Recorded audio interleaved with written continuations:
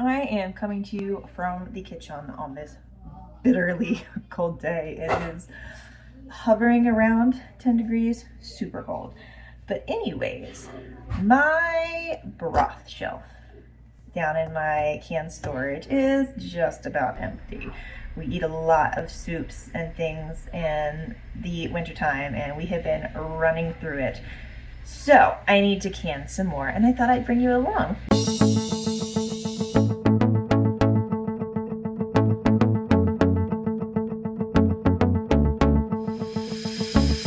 This is a super easy staple to keep on your shelf and just be able to pull out and use. Some people do freeze broth, and I have in the past, but you have to use the right containers. If you just put them in the jar, they will break the jar. Ask me how I know.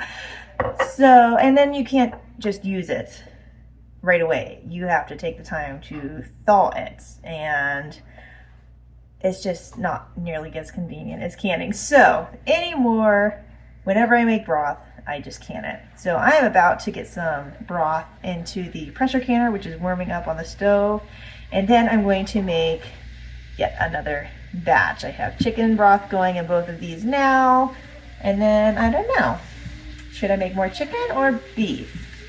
I can go either way. I've got lots of bones in my freezer just waiting to be turned into broth. So we'll see which one we decide to go with, and I will take you along to show you how it's done.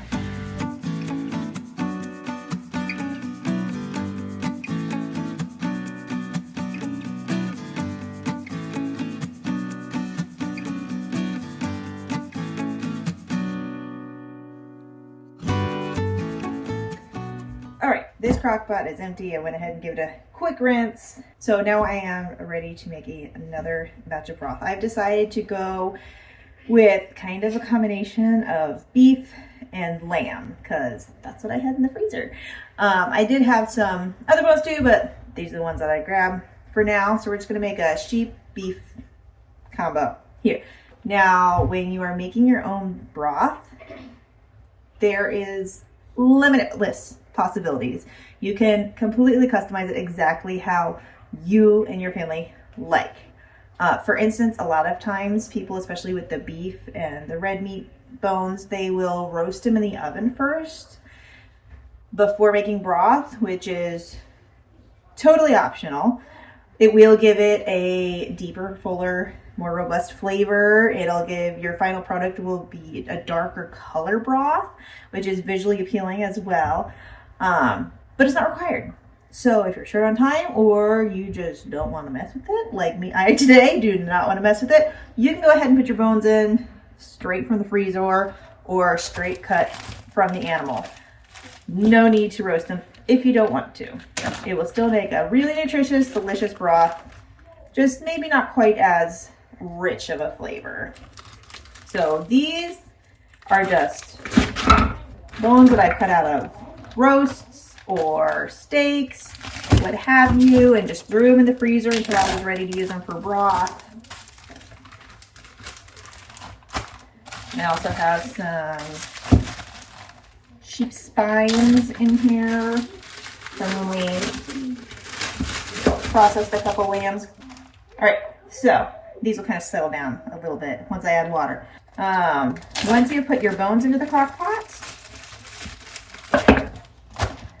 if you have them, you can also add vegetable scraps. These are just like carrot tops. There's some onion skins in here, maybe some celery leaves, the little bits that you usually would throw away because they don't really add much bulk or a pleasant mouth feel to your soups and stuff, but they still have a lot of flavor. So you can keep those in a little freezer bag and just add to it as you go. And then when you make broth, you can add those to the broth, and it adds more flavor as well as helping, especially those onion skins, help a lot with the color, giving it a nice deeper brown hue to it. Now we have our bones, our vegetable scraps. There weren't very many this time, so probably won't be too dark, but that's fine. You can also add salt, any herbs you want.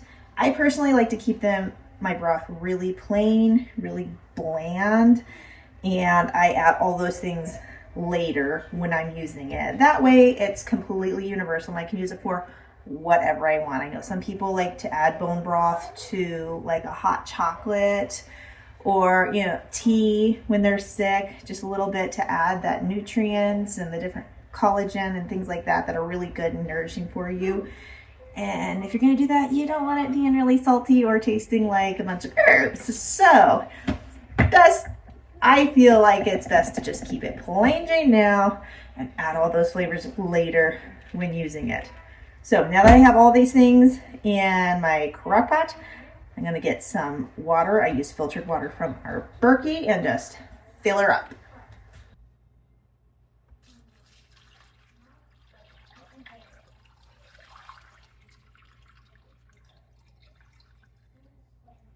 Now, before I forget, last but not least, really important ingredient right here. If you're wanting really thick, gelatinous, high collagen, high gelatin broth that's really, really healthy and really soothing on your gut, then you're going to need to draw those nutrients out of the bones. And the way you do that is by adding some apple cider vinegar to your broth. Not a lot. You're not adding it for flavor. You just need a little bit of acid to help draw those things out of the bones. So really just a tablespoon or two and you're good to go. So now I'm just going to put a lid on here, set it to low, and just let it sit until tomorrow.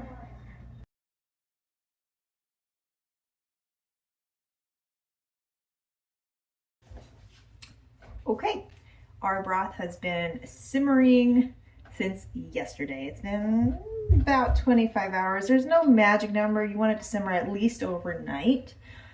But the longer you let it simmer, the stronger and more concentrated the flavors you're going to get. Now, granted, when that happens, you also lose some to evaporation, so there won't be as much, but it will be really good. So anyways, now that this is done been simmering plenty long, we're ready to can it. So I just got my standard mason jars. Since this is more of like, it's beef and lamb, but will be used in lieu of beef broth. I don't use as much of that at one time usually as I do chicken. So I'm going for pint jars instead of quarts this time. You will want to use a fine mesh strainer just so that you don't accidentally get any of those like onion bits and things in it. And a funnel, super helpful. Meanwhile, I have my pressure canner warming up on the stove with its 2 inches of water in it. Check your own pressure canner manual for the exact specifications for your model. But in general, for a weighted top pressure canner, you want 2 inches of water in there, and you want the water in your pressure canner to be hot if the jars you're putting in it are hot, because you don't want it hot and cold. Not so good for glass. You can see a lot of fat in here, which can be kind of tricky because you don't want it to mess up the seal, especially if it siphons and that grease gets under the lid. Then it very much could mess up your seal so it doesn't get sealed properly. But you want to fill it to 1 inch from the top, which this one's a teeny tiny bit high. Just take a little bit of that off.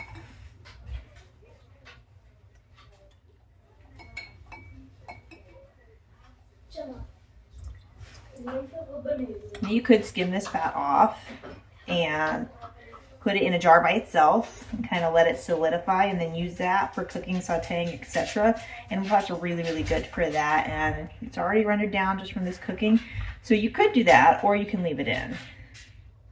All right, quick cheat on canning jars. 1 inch is going to be the bottom of the rim here. Okay. Once you've got your jar filled with a 1 inch head space, you're going to want to wipe the rim really well to make sure that you get any broth or especially any fat off the rim so it doesn't hinder your seal. Right? Then put our flat on. Most modern lids do not need to be preheated before you use them, but double check the ones that you have. I think Ball still recommends that theirs be preheated. Hot. You don't want it super tight, you just want it 2-finger tight on here, and it's ready to go into the canner.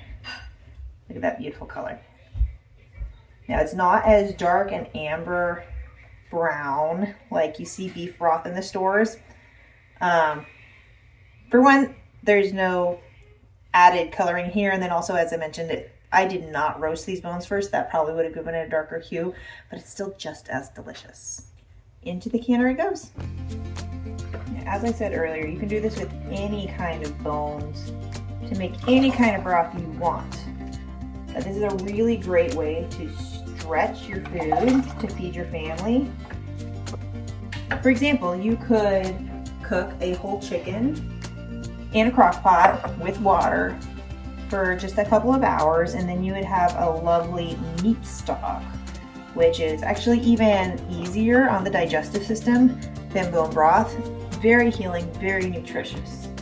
Then once you get the chicken out, you can pick all the meat from the bones, and I like to just throw it pre-shredded like that into bags in the freezer so it's ready to just pull out and throw in a pot of soup when needed. Can up that meat stock, same way I'm doing the bone broth right now. And then those bones that you've just cleaned, you can put back in the same crock pot, top with some water and a little bit of the ACV like I showed you, and then make a second batch of bone broth from that same chicken. So you're getting a couple of gallons worth of meat stock and bone broth, plus all of that shredded chicken for soups and stuff, just from one chicken. This is exactly what I do when we butcher old hens. I stick them in the crock pot for some meat stock, some shredded meat, and then throw their bones back in for bone broth. Make sure you rinse your rag occasionally with hot water to make sure it's staying nice and clean and you're still able to get all of that residue off your rims so you don't hinder the seals. I think I have more than enough for 1 pint jar, so I'm going to try to do a quart for the last one.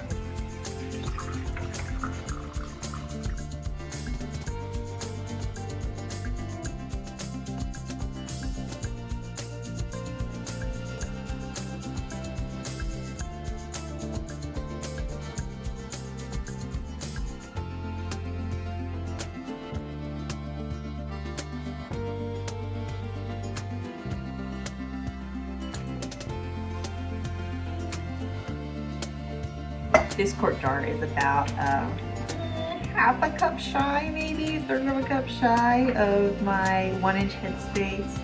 So I'm actually gonna top it up the rest of the way with just some hot water from the kettle. It'll be slightly less concentrated, not quite as strong. That's okay. I feel that it's worth it to get 1 more quart of broth on the shelf. Generally speaking, there's always little bits of meat left on the bones that you're using for your stock, whether it be a chicken back that you got from the farmer's market. I got a whole box of them and they've been lasting me a very long time. But they always have a bunch of meat around the spine, or these ones, no different. And you could, if you wanted to, you could go through and just like pick off the little bits of meat that are left and save them aside, and they do really add up enough for a small meal. So that's another way to get every last bit you can out of your grocery budget, by just not throwing away and wasting those last little bits. They're super easy, like I said, to just throw in soups or stews or what have you, dips, even a sandwich, throw them in your morning eggs, anything that where you could use, tacos, anything that you could use pre-cooked shredded meat, you got some right here. It's not going to be like a whole chicken's worth, obviously, but you probably could easily get a good cup or two out of here, depending on, how much was left on the bones when you use them.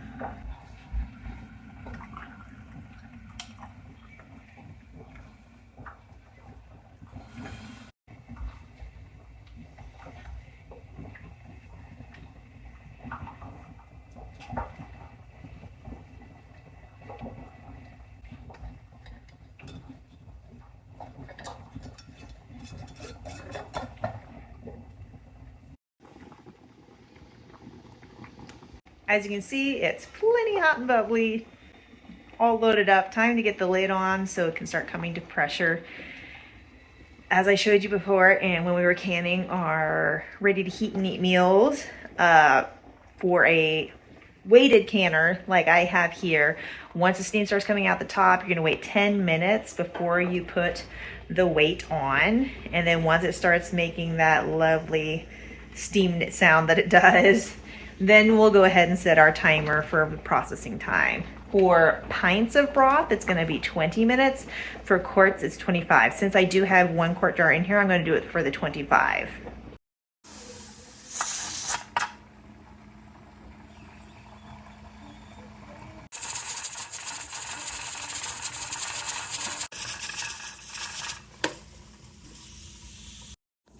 Once your processing time is over, you'll want to let the canner sit until the pressure is completely gone down.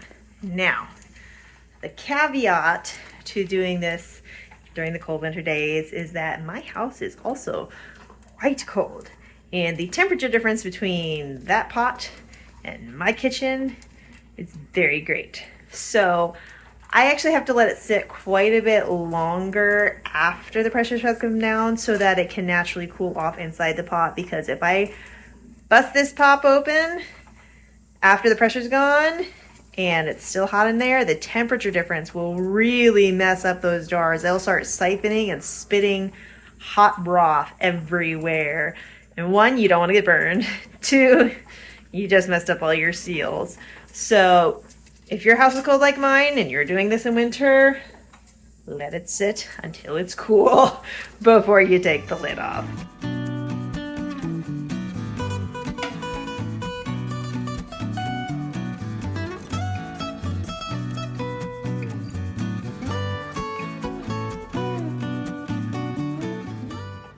There you go.